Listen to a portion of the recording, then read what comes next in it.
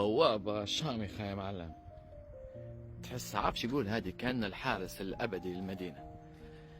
ما فيش حاجة اسمها الأبد، الأبدية لله فقط. سبحان الله، بوابة لو انك قاعد تعبرها هذه حتلقى روحك عابر عبر الزمن. لازم نفوت احنا نعبرها وتمشي تكتشف الحضارات التانية. شوف التفاصيل، شوف خلينا نقرب اكتر. يعني تصور كل تفصيل في الزوايا متاعها حتحكي لك قصة يا معلم.